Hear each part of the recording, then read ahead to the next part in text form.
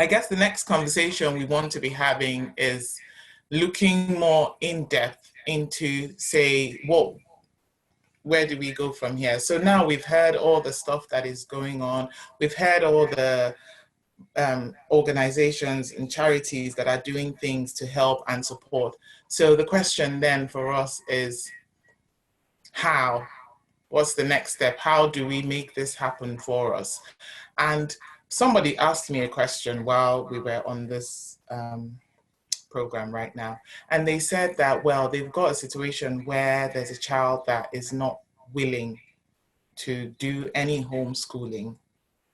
What sort of support, if any, will there be in situations like that? Because I know in general, yes, sometimes I have children as well. And yeah, there were days when they were like, I'm not doing this anymore. But in general, if it's a consistent issue and that's still ongoing, is that something some of these charities would be able to support? I don't know if any of the MP or our councillor can help. Who would like to go first? Okay, Jane's hand is up. Thank you very much. Yes, I'm sure they would be able to. There's a whole range of things that are available. I have to say, I think Amazing Grace is probably the first start from what you've talked about here, because that's a third-party person, somebody outside the family who's encouraging somebody to do, a child to do some homework or some tutoring. So I think that would be a very good way forward. If it's more serious, if it's more in depth, shall we say, you can get children's services involved from the county council in the case of Loughborough. It would be the city council, but I'm sure Councillor Joel will say that. And they can get involved and help and encourage the child. But I think it's I have to say, I would hope that this is a local community thing that other children will be able to see either now in person, because we can go out and about a bit more, or through social media, that their friends and neighbours are doing their homework and what do you think about this question, that question.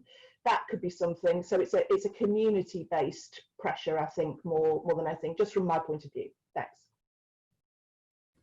Thank you very much for that. Councillor Joel, would you like to add anything to that? Yeah, I do agree with what Jane has said, but I think I'm going to put a slight bit of a cultural spin on it.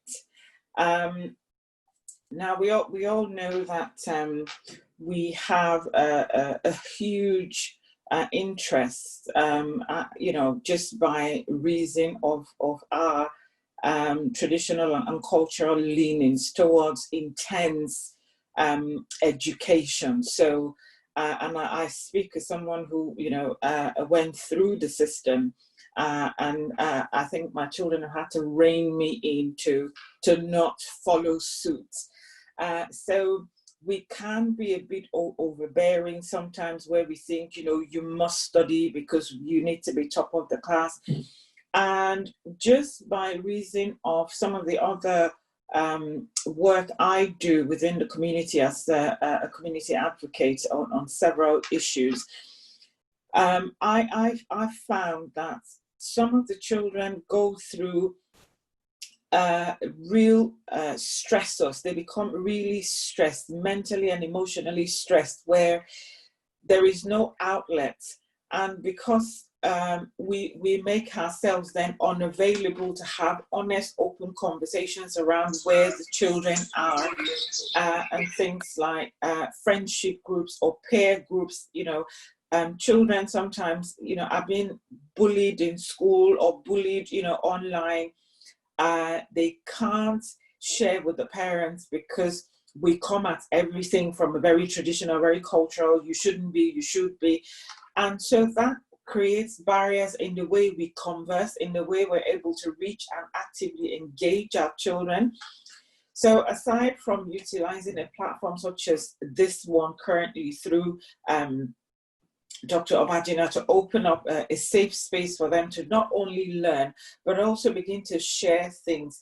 The top up to what is being offered now is how to get counselors on board. So it's not about getting an auntie, because, you know, we all have lots of aunties who we kind of shove our children towards, but to get counselors who are trained to have, you know, in-depth conversations with children, but in such a way that they don't feel that their space is being invaded or their privacy being taken away completely from them. And I say this as one who's had to resort to that, you know, to talk to my children sometimes, because I want to reach them and I'm feeling there is a block here. So I've relied on somebody else who has got a bit more experience and has had some level of understanding or training in how to converse with young adults. Now, if that is not the case, where the child is feeling stressed or pressured and you begin to notice change in their behaviors, you know, they suddenly become unnecessarily aggressive. Now, in Leicester, and I'm sure you would have similar in Loughborough through the county council, we have what we call the early help offer. So this is through the children's services, and we have it through our fostering service as well. So it's interlinked, a corporate parenting offer, so that the child is worked with you know, professional staff, you know, staff who are trained with working with children, and there are specific age brackets and age groups that staff are assigned to, so that there isn't, you know, a blending of issues. Things can be identified, and you as a parent are also brought on board, so that things don't get to a crisis situation where you have to always have the police in, or you have to end up in court, or, you know, a juvenile center. So all of those things are available. And I say this also as someone who does mentoring work with young, you know, undergraduates in the university and young adults. So it's important that we have and we're able to strike a balance of access to services. Now, just as a caveat, and I must say this, and I'm sure you will, you know, agree with me, Jane, the whole purpose of using these services is not to break up the family, because I've had people contact me to say, if I do reach out for help, they'll take my children from me, they'll break the family up. Sometimes, you know, in looking after the interest of the child, you have to specifically look out for what's in best interest of the child. It's not about you, the parent, who is insisting that they must go to school. Not every child is academically inclined. Some children have, you know, they're so talented, so gifted, they just need a space to express themselves, and they do it beautifully, they do it wonderfully. But if we're so wound up in our minds that you have to be following the traditional, you know, route to success, i.e. through education, then we burden the children so much so that there is no release, and some children will lash out. So it's just so that we are aware as parents and as a community that we have a duty of care, not just to our own children, but to every child. Because, you know, I'm sure for as many people as are here who are from the African continent, you know, there's this saying that it takes a village to raise a child. I know I certainly benefited from that, because everybody was my mum when my mum wasn't around. And it's the same, you know, with all of us. So we have to be looking at moving things forward from a progressive perspective, from an honest conversational aspect, where we're having dialogues with each other like we're doing now on this platform. We're also beginning to identify some of those sociocultural issues that have always posed a challenge for us, have always hindered us from embracing, you know, things and initiatives that will help us to bridge what Joel has said is, you know, the social mobility gap.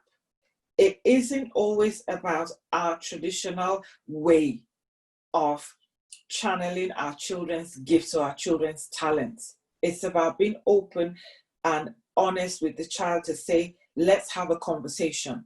And then you as the parent then go out to do your research and put before the child what the various options are. So they see that you're engaged, you're interested, and then they share more and more with you. Thank you.